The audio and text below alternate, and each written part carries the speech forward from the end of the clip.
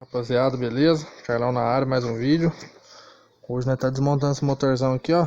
Galera que tem a Titan 150, que dá aquela famosa cantada na hora que vai sair chamando. Um rolamento que vai atrás dessa peça aqui, atrás da campana. Dá uma olhada pra você ver que ela já tá comida, ó. Essa peça é fixa, olha o jeito que essa aqui tá, ó. Quando nós terminar de desmontar esse motor que eu vou mostrar pra vocês qual rolamento que é esse. Então, galera, tá aí, ó. O rolamento é esse aqui, ó. Olha aí pra vocês verem como é que ele tá toradaço. Olha. É isso aí. Tem que terminar de abrir o motor inteiro, que ele só sai por dentro. Trocou, tá resolvido o problema. Valeu?